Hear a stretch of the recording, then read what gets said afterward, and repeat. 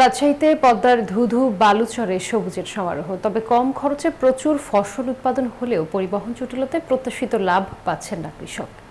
এ বিষয়ে জানাতে যুক্ত হচ্ছেন সহকর্মী মতিউর মুর্তজা। মুর্তজা, চরে কি কি ধরনের ফসল উৎপাদন হচ্ছে?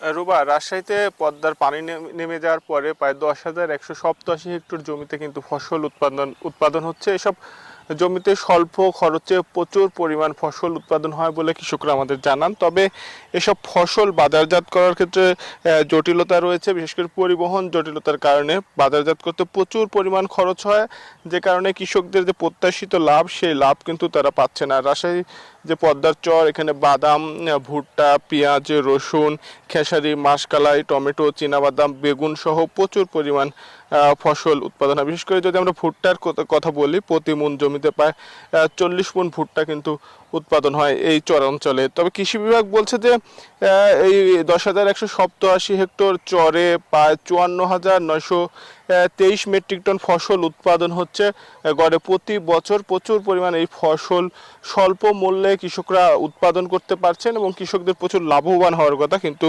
এই পদ্মার দুর্গম চরাঞ্চল পার করে শহরে নিয়ে আসতে এই ফসলে প্রচুর পরিমাণ পরিবহন খরচ হচ্ছে।